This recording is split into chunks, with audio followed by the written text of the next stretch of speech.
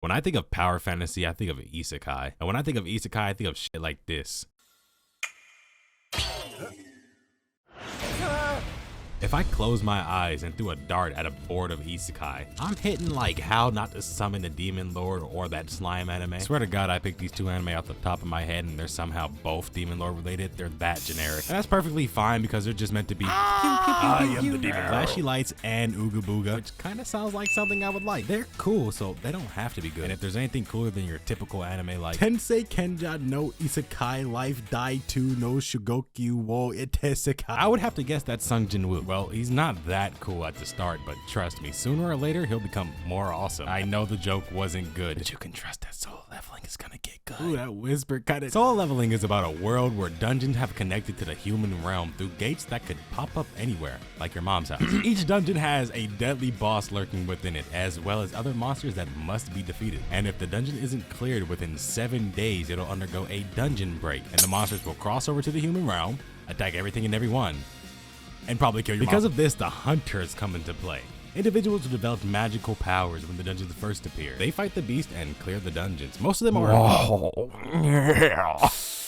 There's a ranking system that these hunters are placed in. S rank, the best of the best, all the way down to E. And that's where Sung Jin-woo comes into play. He's not just E rank, he's the weakest E rank alive. He doesn't box. Yeah, he's E rank, but he's just a pedestrian. And his goal is actually to go to school quite peacefully. Man, stop playing. It's to chase the bag. It's Shadow Wizard Money Game Woo. I don't want money.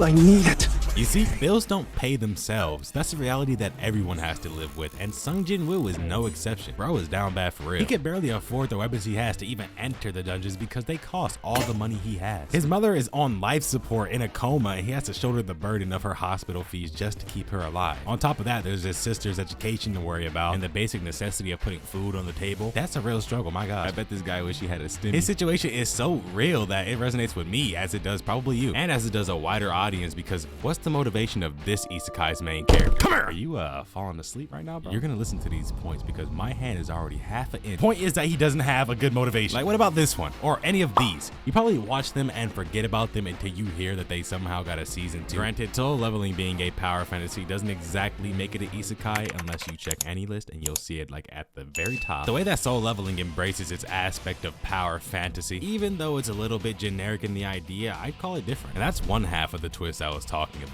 Imagine if One Punch Man focused on how Saitama got his strength and actually shows him getting stronger day by day. You'd probably feel the satisfaction watching that. I mean, who wouldn't? It's about the fruits of his efforts being visible to us, as well as the simple fact that he does put in effort. Whereas other anime and Solo Leveling genre kind of start off like this. Am I dead? It wasn't supposed to. Yeah.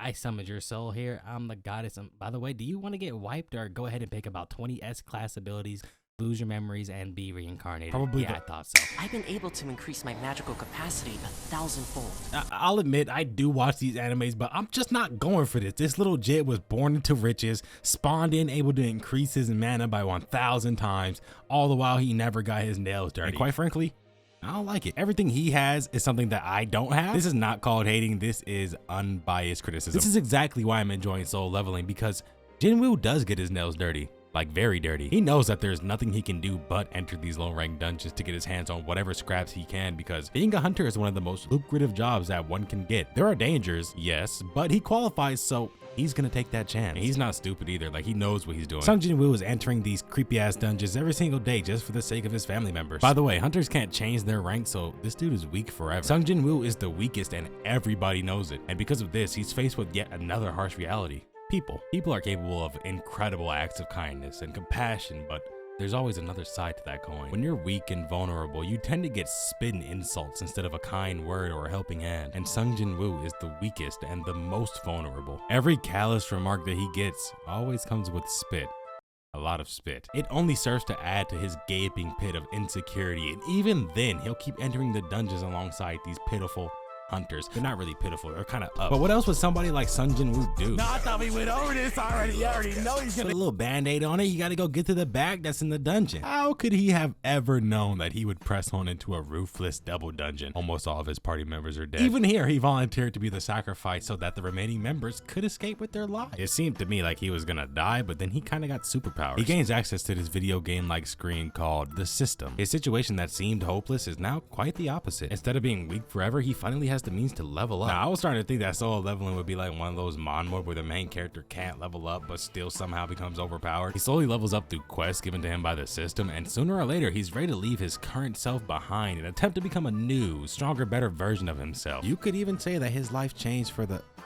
Who the fuck? He did not look like this in the last episode, and his voice dropped? 洞窟系ダンジョンでよく Even though he's supposed to be past 20 years old, okay. Nah, he's flammable, sharp chin, ass, long neck. By my calculation, the circumference of his head is... Animation in this show is simply top notch for what it is. It might not reach the heights of Jujutsu Kaisen or Demon Slayer, but to expect that means that you've been eating too good. Considering the comp, the animation is actually quite nice. So I've never seen an anime match its source material so perfect. The only differences you really see is to account for extra world building, and that is a plus in my eyes. Some people will still call solo leveling a copy and paste of other anime. I mean, I guess it kind of is. I'll admit it has no relevant side characters. It has a basic plot. I don't see what's so special about solo leveling other than the fact that it's better than every anime you can call it a copy and paste of. You know, the ones that also have no relevant side characters and a worse than basic plot. It embraces this genre perfectly. There's no need for it to have an Attack on Titan level plot. Sometimes you just gotta enjoy what you're watching. And solo leveling is fun. It's engaging. It has me wondering what will happen next, even though I could probably guess the answer to that. Maybe I have the brain cells of a goldfish, but this anime has me hooked. And you know what?